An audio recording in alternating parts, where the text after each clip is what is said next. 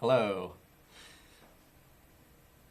Welcome to the first episode, even if it's short, of Entrecurious, which is the channel that I'm launching today, where we're going to talk about all things entrepreneurship, and regardless of if you're an entrepreneur or if you're just entrecurious and you just want to, and you're thinking about entrepreneurship, and I'm planning on it being the best place to be curious about entrepreneurship. So we're just gonna dive into weird and interesting topics, facts, figures about entrepreneurship, and also experiences and stories, and really anything that drives our curiosity. And I'm really excited to explore it with you and to get to talk to other people and other entrepreneurs and dig into topics. So I thought as a way to kind of jump into the topic, I might look at a little bit at the topic of how entrepreneurship has changed. So what was it like before? What is it like now? And maybe a little bit of kind of speculation about what entrepreneurship might look like in the future. And we're all going to do all that. We're just going to keep this one short and start trying things. This is the very beginning of this road. So I want to jump into the historical evolution of entrepreneurship. So I started out with this question in my mind of who was the first entrepreneur? And of course that's kind of a ridiculous question. So because entrepreneurship is just fundamentally intrinsically bound to who we are as people, that we go out and we take risks and we try things. So it's really farcical, the idea that there's a first entrepreneur. But when I posed the question to ChatGPT, I got some interesting kind of starting points where it brought into focus the Phoenicians, who were basically pre-Greek people. And I'm going to look from it at different angles, because of course it started with Greek part of the world, but so I'm going to introduce different angles. But that's one of the kind of starting points that came up. So I'm going to try and, so first of all, I'm bringing in perplexity here to start kind of driving our research and our topic. And so if we think about the evolution so far, what I'm seeing is that we kind of started out the major phases. Let's say the major phases that were brought up were Phoenician, pre-Greek, and that's got to be sorry. When's that going to be? When were the Phoenicians around?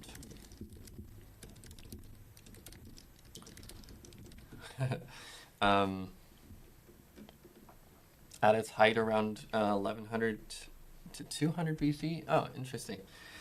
And yeah, you can see they were in this part of the world over here, Mediterranean Sea. And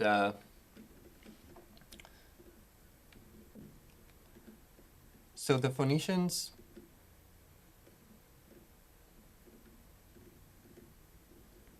let's go to that. Okay. So what stood out to me here was they were skilled. Okay, so they were skilled at trade, entrepreneurship.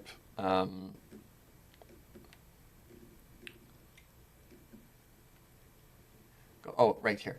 Some of the first entrepreneurs, they traveled vast distances by sea to trade goods like glass, dyes, and textiles. Right. So basically, trade, in a sense, is the first form factor of entrepreneurship, which pretty much makes sense. Specialization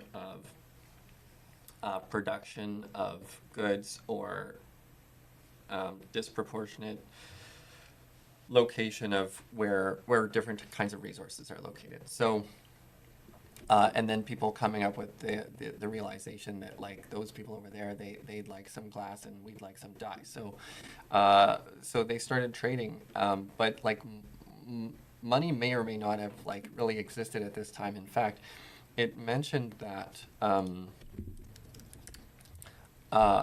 it was so Greeks were one instrumental in the development of money and banking systems, and that's where it brought in the agora. And so let's take a look at the idea of an agora and compare the idea of an agora, which is like a marketplace, to marketplaces to different marketplaces around the world. Let's just see agora.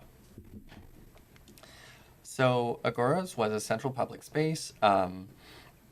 They were a gathering place, philosophical discussions, but they also contained merchants and artisans, and so there's some entrepreneurship starting to happen there. And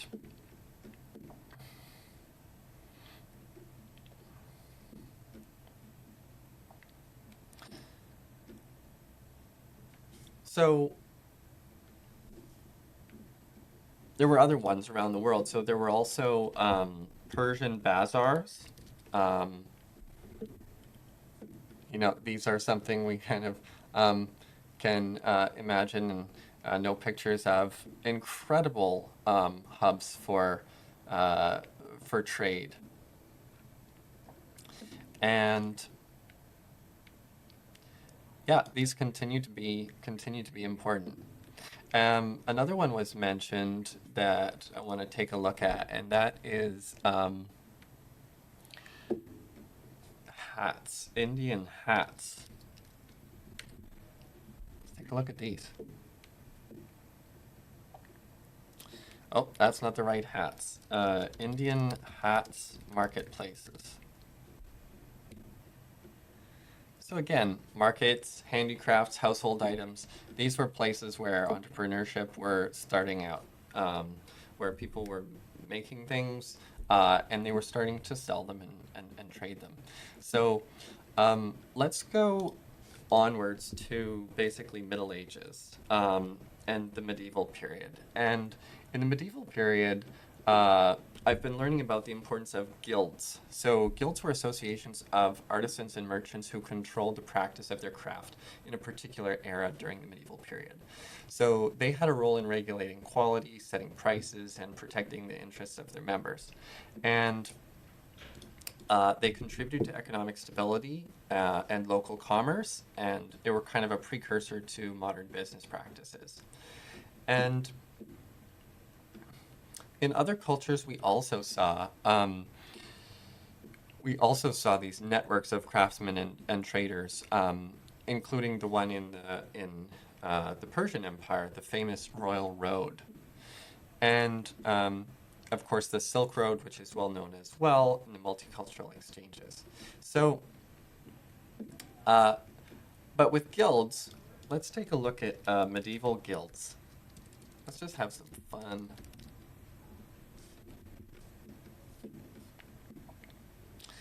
So medieval guilds, associations of traders and wholesalers. Oh, interesting. When did they decline?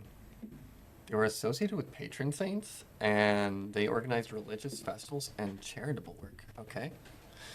They provided mutual aid and support for their members. Oh, including funeral costs, health services. So they were powerful associations, played a central role in regulating trades, mutual support. They also wielded political influence. So, oh, merchant capitalists. So regulated companies, right. So here we're moving on to the emergence post guilds of regulated companies. And this is oh yeah, this is interesting about, so the Renaissance was actually a golden age for entrepreneurship. And of course, that's kind of like Florence, Venice, and not only culture, but also these wealthy merchant families like the Medici's supported a lot of this, and they were businessmen. They were expanding banking operations. So you had sophisticated methods of finance developing. Now, this is like we see the emergence of venture capitalism.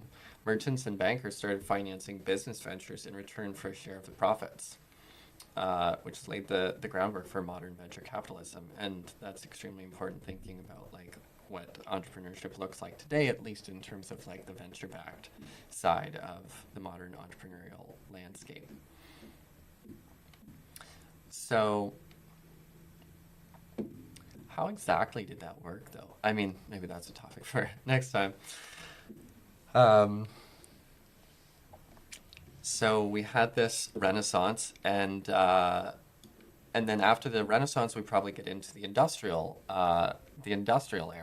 era. So, um,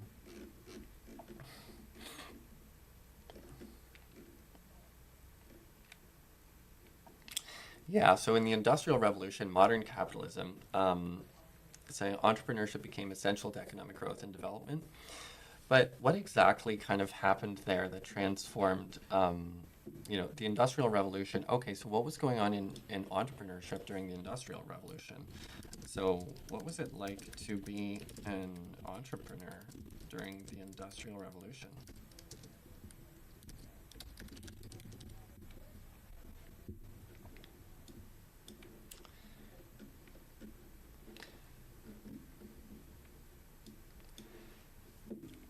India's first steam-powered textile mill in 1854.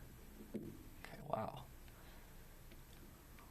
Other notable entrepreneurs, awesome. So it's bringing up played a pivotal role in developing India's iron and steel industry.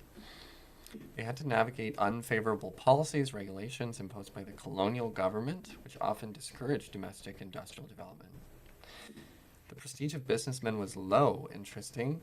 Access to capital was limited.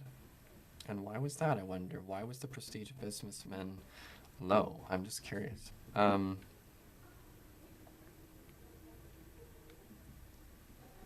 Of course, like the history of entrepreneurship is oftentimes the history of technology and innovation, and the scientific revolution brought like a lot of technology to bear, and so that was probably one thing driving commercialization was happening on top of that, and it's focusing on India still, since I'm still in the same thread, so I should have started a new thread. All right, let's kind of wrap up. So what is entrepreneurship like today as compared to before? And as I kind of researched this, it was clear to me that um, there's such an emphasis on venture-backed businesses today. Growth startups are the kind of the sexy ones, and everybody kind of it's what I think comes to mind when people think of entrepreneurship, and that's something I'm curious to talk about on the channel, is just to like see to do like kind of compare and contrast about like local entrepreneurship. What about founding a retail business? What about founding a restaurant? What are those kinds of entrepreneurial stories like? And yeah, just comparing, contrasting those two venture-backed businesses, the technology landscape, and talk about all those different aspects of entrepreneurship.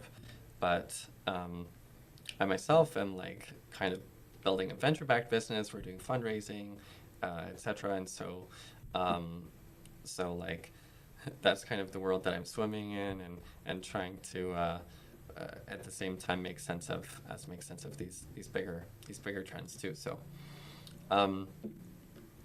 yeah, so a lot of the businesses starting today are online, creating online businesses, whether that's like applications, mobile applications, etc., or whether it's content. There's such a huge creator economy, and those folks are extremely entrepreneurial, even though they often don't incorporate. They run like self-employment and those types of structures. So And yeah, I'm curious if that trend is going to continue. Is the future of entrepreneurship, I mean, more along the lines of the creative economy, or will it also continue to be these scale businesses? And um, I know that an interesting trend to think about is that productivity per person is one thing that people are really speculating is going up in terms of technology, how people use technology. So business, the size of the average business might, instead of like, you could maybe form like a 100 million or maybe $1 billion business with like a team of like 10 people. It sounds totally crazy, but that's something that people are really starting to think about and contemplate. So will that happen? I don't know. I'm curious to hear your thoughts about entrepreneurship, about how it's changed, about the history, and about where entrepreneurship is going. So thanks for joining me on my probably rocky first episode. And yeah, so like follow us on entrecurious.xyz and Instagram and pretty much all the other places like YouTube and X. We're like there. So look forward to connecting with you and to being curious together, and yeah, building the best place to be curious about entrepreneurship.